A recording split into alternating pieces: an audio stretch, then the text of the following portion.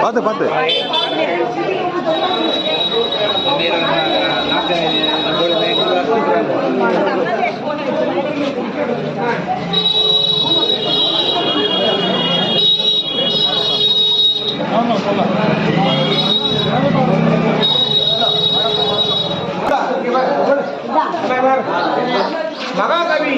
மகாகவி பாரதி வாழ்ந்த இல்லத்திலே நாம் இப்பொழுது நின்று கொண்டிருக்கிறோம்.